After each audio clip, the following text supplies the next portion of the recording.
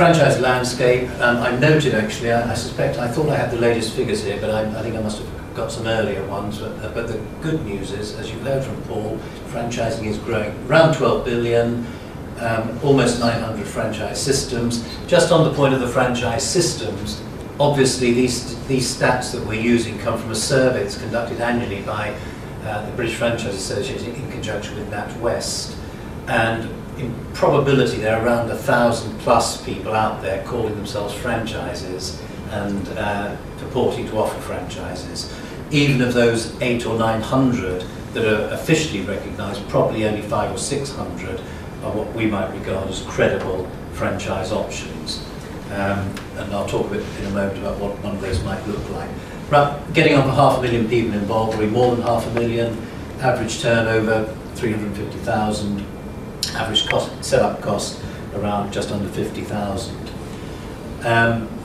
And interestingly, most of the franchisees surveyed here actually were pretty happy with the investment decision they'd made.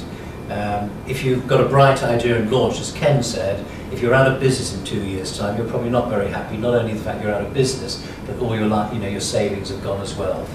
In a well-structured franchise, that isn't the case. Now, some facts that haven't been shared before. Interestingly, almost 4 out of 5 franchisees are actually married. That might be a trend that's decreasing as we go forward, but that it says perhaps something about the age profile of people in franchising, which currently is an average of around 47. People coming into franchising are just over 40. And just to give you a flavour, franchising, people are getting younger coming into franchising. In the United States, we tend to follow what they're doing 4 or 5 years later as far as the world of franchising is concerned, as opposed to being a choice if you've been made redundant or you're fed up with your corporate life. Franchising is seen as a first choice, particularly for younger people.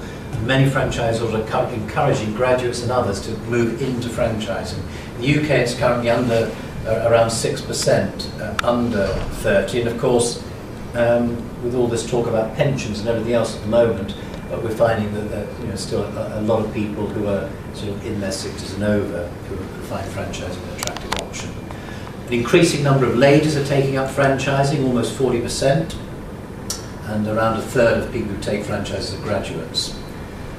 And interestingly, there's a strong entrepreneurial spirit within the Asian community, and we see that reflected in franchising as well, where around 13 or 14% of franchises are now Asian owned.